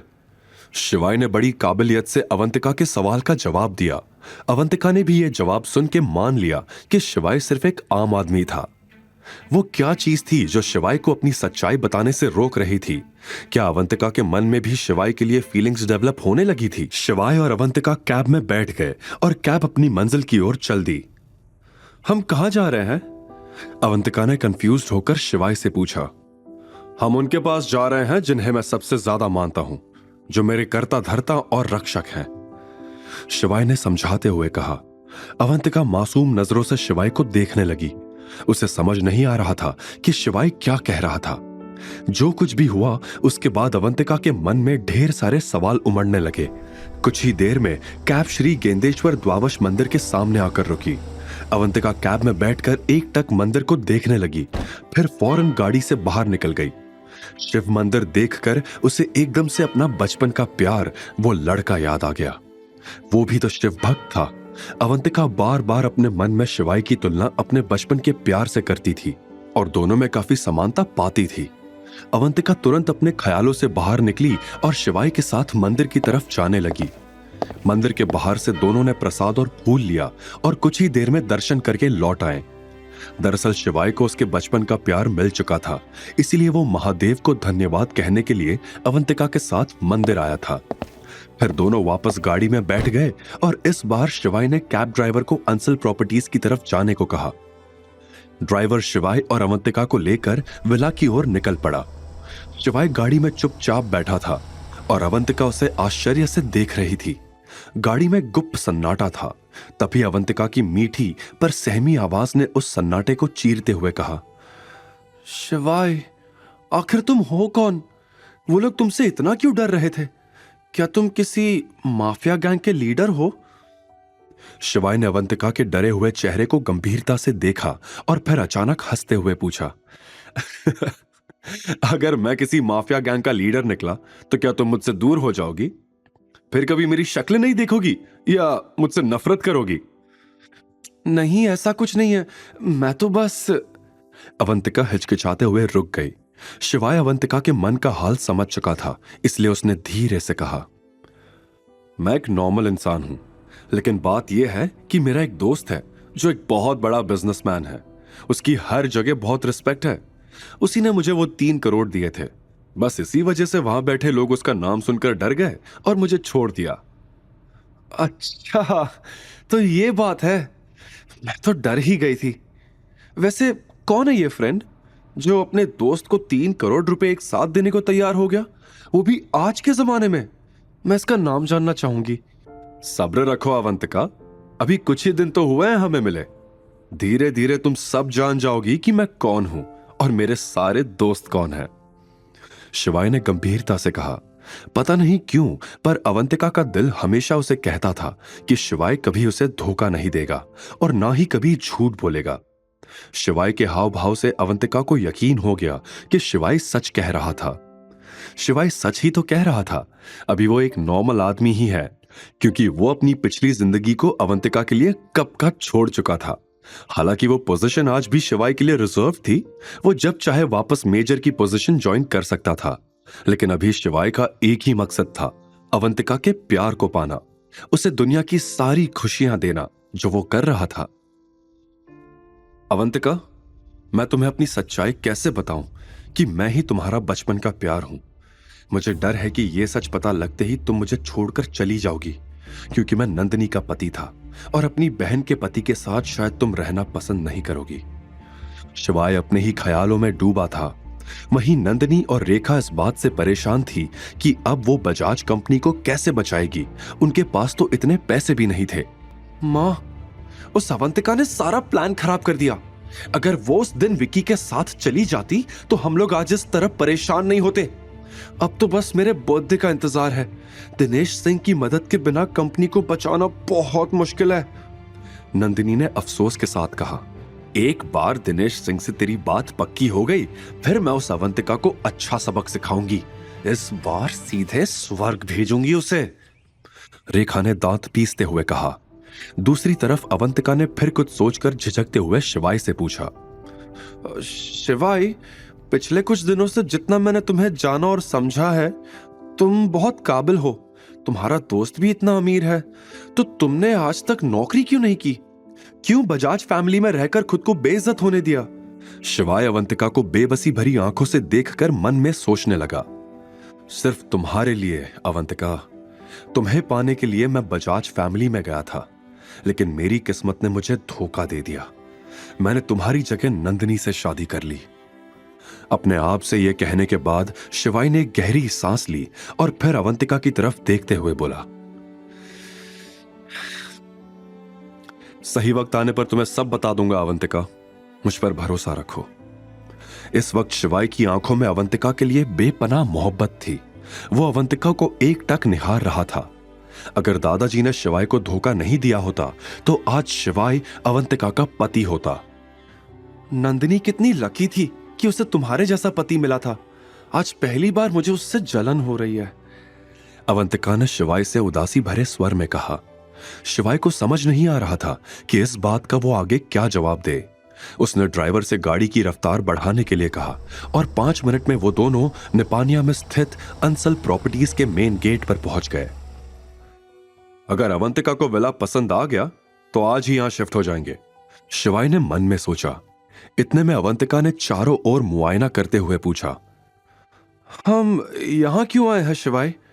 शिवाय कोई जवाब देता उससे पहले गार्ड गाड़ी के सामने आकर खड़ा हो गया और बोला, आपको कहां जाना है, किससे मिलना है, मुझे नाम बताइए, मैं उन्हें इन्फॉर्म करता हूं, तभी आप अंदर जा पाएंगे। दरवाजा खोलो, मुझे पार्वती विला जाना है, वो विला अब मेरा है, शिवाय ने सख्त आवाज में कहा। उसकी यह बात सुनकर अवंतिका शॉक्ड हो गई। गार्ड ने शिवाय और अवंतिका को ऊपर से नीचे तक देखा और हंसने लगा। गार्ड की हंसी देखकर शिवाय के माथे पर लकीरें उभर आई। शिवाय समझ चुका था कि गार्ड उसे उसके कपड़ों से जज कर रहा था। शिवाय ने गुस्से से कहा, अगर तुम्हें अपनी नौकरी नहीं गंवानी है तो मैं तुम्हें आखिरी मौका देता हूं, अंदर जाओ और मैनेजमेंट से पूछो पार्वती विला का ओनर कौन है और फिर बाहर आकर मुझसे बात करो। शिवाय की रौबदार आवाज सुनते ही गार्ड के पसीने छूटने लगे, क्योंकि अगर हकीकत में शिवाय पार्वती विला का मालिक निकला तो गार्ड की नौकरी से छुट्टी पक्की थी। लेकिन गार्ड कुछ कहता उससे पहले पीछे से किसी के हंसने की आवाज आई। शिवाय और अवंतिका ने मुड़कर देखा तो पीछे यश खड़ा था। दरअसल इंडस ग्रुप के साथ कॉन्ट्रैक्ट खत्म होने के बाद यश अपना सब कुछ गंवा चुका था और रास्ते पर आ गया था। बहुत ही मुश्किल से अभी उसकी नौकरी एक कंस्ट्रक्शन कंपनी में एज अ सेल्स मैनेजर लगी थी। यश अभी पार्वती विला की रेनोवेशन करने आया था, लेकिन शिवाय की बात सुनकर वो अपनी हंसी रोक नहीं पाया। क्या कहा तुमने? पार्वती विला तुम्हारा है? तुम और तुम्हारी बड़ी बड़ी बातें शिवाय। तुम्हारे जैसा लूजर पार्वती विला के बारे में सोच भी कैसे सकता है? अगर कहीं लॉटरी भी निकल गई तो भी यह विला तुम खरीद नहीं सकते हो। शिवाय ने यश को देखकर गाड़ी से बाहर निकलना सही समझा। ऐसे खास मौके पर शिवाय किसी से उलझना नहीं चाहता था, खास करके अवंतिका के सामने। वो बेचारी अपने जीवन में काफी कुछ झेल चुकी थी, इसीलिए अब और नहीं। यही सोचते हुए शिवाय कैब से उतरा और कैब का दरवाजा बंद करते हुए बोला, पिछली बार जो हुआ वो होने के बाद भी तुम्हारी अक्ल ठिकाने नहीं आई, क्यों? शिवाय ने कहा। शिवाय की बात सुनकर यश ऊपर से नीचे तक लाल हो गया और बोला, तुम्हारी हिम्मत कैसे हुई मुझसे इस तरह बात करने की? और तुम्हें कैसे पता चला कि मेरे साथ क्या हुआ था?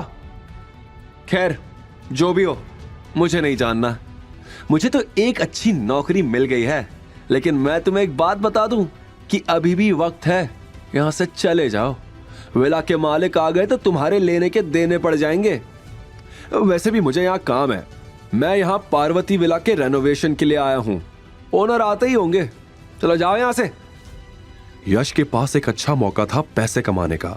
अगर पार्वती विला के रेनोवेशन का कॉन्ट्रैक्ट उसने पूरा कर दिया तो उसे अच्छा कमीशन भी मिल सकता था और भविष्य में दूसरे अमीर क्लाइंट्स भी। लेकिन हर बार की तरह इस बार भी शिवाय के साथ बदसलूकी करके यश अपने पैरों पर कुल्हाड़ी मार रहा था। यह सुनहरा मौका भी उसने अनजाने में गवा दिया था। किसी मां पुरुष ने सही कहावत कही है, आ बैल मुझे मार। गाड़ी में बैठी अवंतिका को शिवाय और यश की बातें सुनाई नहीं दे रही थी। वो बस ये अंदाजा लगा रही थी कि शायद वो दोनों दोस्त हैं और आपस में कुछ चिट चैट कर रहे होंगे। शिवाय ने एक नजर गाड़ी के अंदर अवंतिका को बैठे हुए देखा और मुस्कुराते हुए यश से कहा, अगर मैं सच में इस विला का मालिक निकला तो तुम्हारा क्या होगा? तुम्हारा दिमाग खराब हो गया है क्या? खुद को अमीर समझने लगे हो? भूल गए क्या नंदिनी ने तुम्हें क्यों तलाक दिया था? Because you are a loser. अपनी खुद की गाड़ी भी नहीं है तुम्हारे पास, कैब से पार्वती विला के अंदर जाओगे। गाड़ी की तरफ इशारा करते हुए यश ने कहा कि तभी उसकी नजर पैसेंजर सीट पर बैठी अवंतिका पर पड़ी और वो बोला, वो कौन है? तुम्हारी नई गर्लफ्रेंड? अरे वाह, क्या चीज पटाई है तुमने। 10 on 10 है ये तो। शिवाय को यश की इस बात पर बहुत गुस्सा आया, लेकिन उसने कुछ नहीं कहा। वहीं अवंतिका गाड़ी के अंदर थी, इसलिए वो यश की बातें सुन नहीं पाई। लेकिन यश को अपनी तरफ आता हुआ देख वो समझ गई कि कुछ तो हुआ है। शिवाय ने यश की बात सुनकर गुस्से से मुट्ठी बंद कर ली, क्योंकि वो आज कोई हंगामा नहीं करना चाहता था। यश शिवाय के बगल से निकलकर अवंतिका के पास गया और बोला, हे ब्यूरी, इस लूजर के झांसे में मत आना। इसके पास एक फूटी कौड़ी भी नहीं है। ये तुम्हें विला दिखाकर बस धोखा दे रहा है। अवंतिका ने यश की ये बातें सुनी और समझ गई कि यश कोई लफंगा लड़का है, शिवाय का दोस्त नहीं। वो कैब में बैठे बैठे गुस्से से बोली, चप्पल खानी है, निकालू? यश का चेहरा जो थोड़ी देर पहले तक चमक रहा था अब शर्म से लाल हो चुका था। शिवाय भी अब यश से कोई बकवास नहीं करना चाहता था। वो अवंतिका के जवाब से बहुत खुश था। यश को उसका जवाब मिल चुका था, इसलिए शिवाय ने गार्ड से कहा, मैं आखिरी बार पूछ रहा हूं, तुम मुझे अंदर जाने दोगे या नहीं? अंदर जाने दूं? ख्यालों की दुनिया से बाहर निकलो। तुम्हारी असलियत जानने के बाद तो मैं तुम्हें बिल्कुल अंदर जाने नहीं दूंगा। इतना कहकर वो गार्ड सिक्योरिटी बूथ के अंदर चला गया। शिवाय ने अब कुछ नहीं कहा, सीधा जेब से अपना फोन निकाला और अंसल प्रॉपर्टीज के डायरेक्टर को कॉल लगा दिया। यश सामने खड़ा शिवाय को देखकर हंस रहा था। उसने हंसते हुए कहा, चलो शर्त लगाते हैं, अगर ये विला सच में तुम्हारा हुआ तो मैं तुम्हारे सामने जिंदगी भर नजरें नहीं उठाऊंगा, और अगर ये विला तुम्हारा नहीं हुआ तो तुम हमेशा मेरे सामने माफी मांगते हुए नजरें झुकाकर चलना। मंजूर है? यश के हिसाब से शिवाय एक यूजलेस पति था जिसके पास खुद खाने के लिए पैसे नहीं थे। वो 3 करोड़ का बंगलो कहां से खरीदेगा? इसलिए यश पूरे चौड़े में शिवाय के सामने सीना ताने खड़ा था। तभी यश की नजर सामने से आती ग्रे लग्जरी कार पर पड़ी जो पूरी रफ्तार से अंसल प्रॉपर्टीज की तरफ आ रही थी। जैसे ही यश ने गाड़ी की नंबर प्लेट देखी, उसकी आंखें चमक गई। वो गाड़ी अंसल प्रॉपर्टीज के डायरेक्टर राघवेंद्र की थी। अब तुम्हारा क्या होगा शिवाय? 2 मिनट पहले अगर यहां से रफू चक्कर हो जाते तो तुम्हारे बचने की थोड़ी गुंजाइश होती, पर अब मिस्टर राघवेंद्र तुम्हें जेल की चक्की पे सुआएंगे। कहते हुए यश हंसने लगा।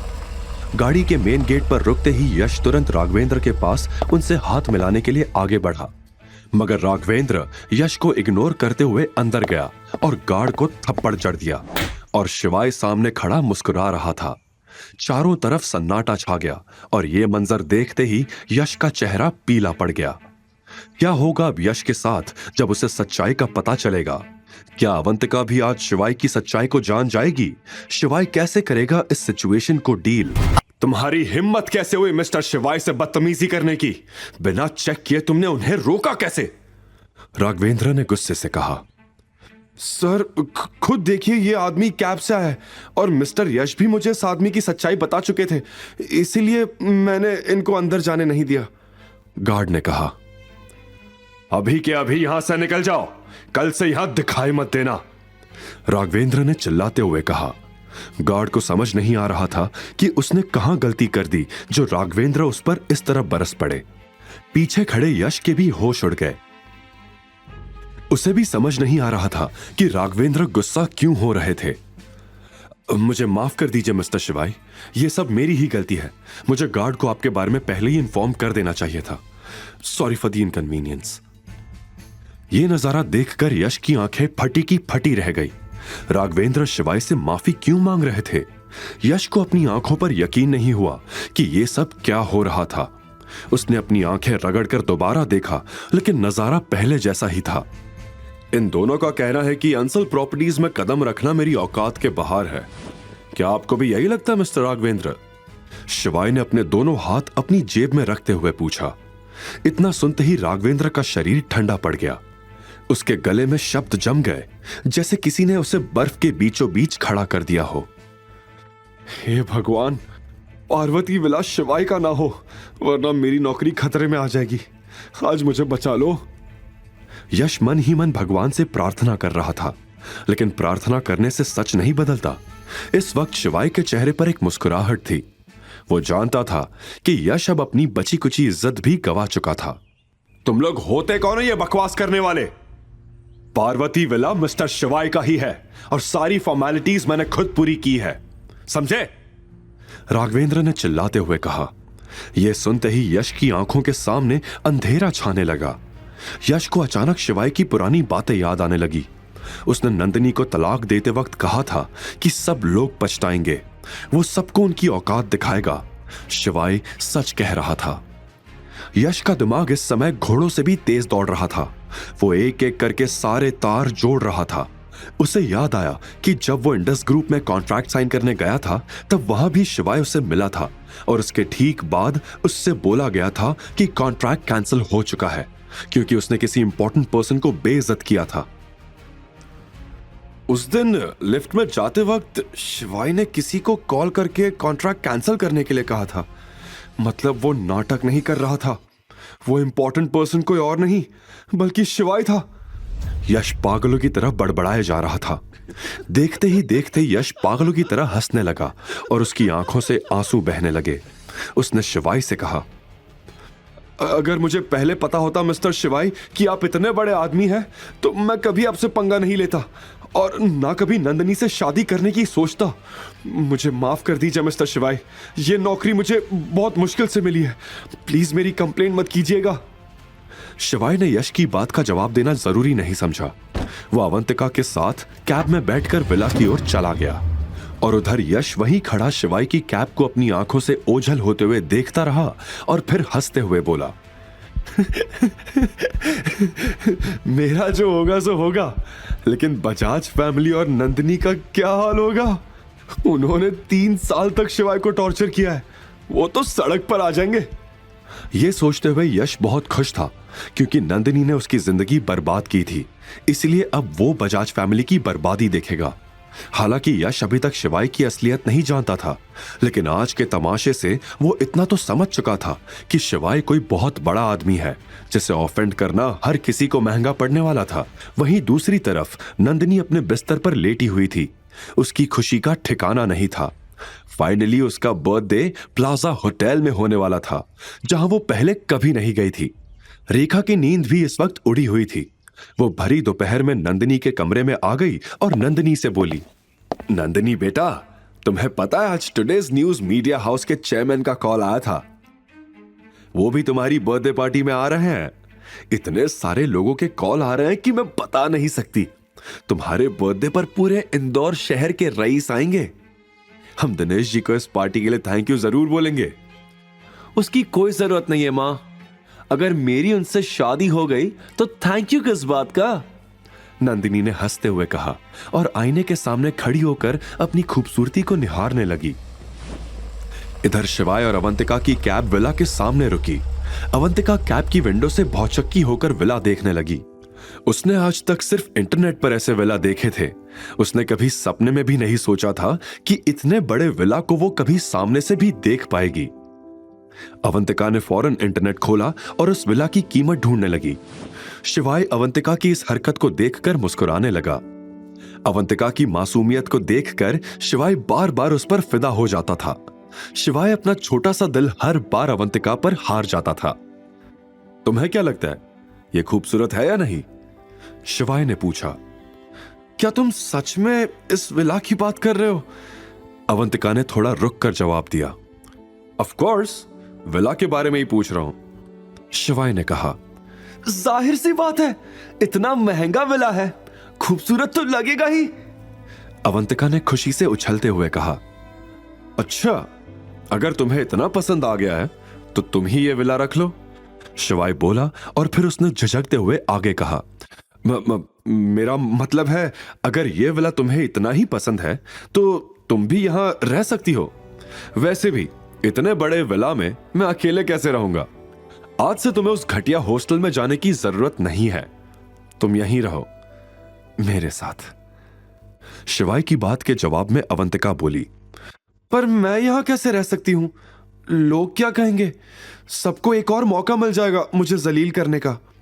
अवंतिका ने उदासी भरी आवाज में कहा। शिवाय भी भली भांति इस सच्चाई से वाकिफ था। बिना शादी के एक छत के नीचे किसी गैर मर्द के साथ रहना आज भी एक लड़की के लिए इज्जत बेचने जैसी बात थी। उसने कैब ड्राइवर को पेमेंट किया और अवंतिका को इज्जत के साथ विला के अंदर ले आया। अवंतिका, कब तक लोगों के बारे में सोचती रहोगी? मेरी बात सुनो। शिवाय ने सामने पड़े सोफे पर अवंतिका को बैठाया और फिर उसके सामने बैठकर समझाते हुए बोला, अभी तुम्हारी जान को खतरा है। रेखा ऑलरेडी तुम्हें 2 बार बेच चुकी है। वो आगे क्या करेगी हम नहीं जानते, इसलिए बेटर यही होगा कि तुम यहां मेरे साथ रुक जाओ। मेरे होते हुए कोई तुम्हारा बाल भी बांका नहीं कर पाएगा, आई प्रॉमिस। अवंतिका शिवाय की बात समझ चुकी थी। उसने हाँ में सिर हिलाते हुए कहा, ठीक है, अगर तुम इतना कह रहे हो तो मैं रुक जाती हूं। अगर अब मुझे कुछ हुआ ना तो उसकी पूरी जिम्मेदारी तुम्हारी होगी। वैसे मैं ऊपर वाला रूम लूंगी, ये फाइनल है। जहां मन है वहां रह लेना, सब तुम्हारा ही है। शिवाय ने हंसते हुए कहा, जाओ तुम नहा लो, मैं तब तक कुछ खाने का इंतजाम करता हूं। मैंने हमारे आने से पहले ही कपड़े, तौलियां और बाकी चीजें यहां मंगवा ली थी। शिवाय के कहने पर अवंतिका अपने कमरे में चली गई और 1 घंटे बाद फ्रेश होकर नीचे आ गई। ऐसे क्या देख रहे हो? अवंतिका ने चुटकी बजाते हुए पूछा। तो शिवाय अपनी सपनों की दुनिया से बाहर आया और बोला, कुछ नहीं, वो बस। अरे तुमने बाल क्यों नहीं सुखाए? अवंतिका, ठंड लग जाएगी। चलो इधर आओ, बैठो, मैं करता हूं। शिवाय ने पूरे हक से कहा। इतना कहते ही शिवाय अवंतिका के रूम से हेयर ड्रायर लाया और बड़े प्यार से उसके बाल सुखाने लगा। गर्म हवा के साथ साथ शिवाय की वो गर्म उंगलियां जब अवंतिका की गर्दन को छू रही थी तो उसके बदन में मानो सिहरन सी दौड़ने लगी। कोई पहली बार उसके इतना करीब था और उसके लिए ऐसा कुछ कर रहा था। अवंतिका के बाल सुखाकर शिवाय ने फटाफट डाइनिंग टेबल पर खाना लगा दिया। सॉरी, अभी यहां कुछ था नहीं तो मैंने बाहर से खाना ऑर्डर किया है, उम्मीद है तुम्हें पसंद आएगा। यह कहते हुए शिवाय ने अवंतिका के सामने छोले भटूरे रख दिए। तुम्हें कैसे पता मुझे छोले भटूरे पसंद है? अवंतिका ने आश्चर्य से पूछा। मुझे नहीं पता था, मैंने तो बस रैंडम खाना ऑर्डर कर दिया था, पर अच्छा हुआ, ये तुम्हारा फेवरेट है, अब तुम पेट भर के खा सकती हो, शिवाय ने कहा। अवंतिका ने खुशी खुशी शिवाय के साथ खाना खत्म किया और फिर दोनों अपने अपने कमरे में सोने चले गए। रात के 12 बज रहे थे, लेकिन शिवाय की आंखों से नींद कोसों दूर थी। शिवाय आज बहुत खुश था। फाइनली उसे उसका बचपन का प्यार मिल चुका था। वो अभी बस अवंतिका के साथ रहना चाहता था। उससे रहा नहीं गया, इसलिए वो चुपचाप अवंतिका के कमरे के दरवाजे पर सिर रखकर खड़ा हो गया कि तभी उसने कमरे के अंदर से कुछ धीमी धीमी आवाजें सुनी तो कान लगाकर वहीं दरवाजे पर खड़ा हो गया। तुम धोखेबाज हो, इतने साल बीत गए पर तुम अभी तक नहीं आए। कहां हो तुम? तुमने कहा था तुम मुझसे शादी करोगे, पर वो सब झूठ था।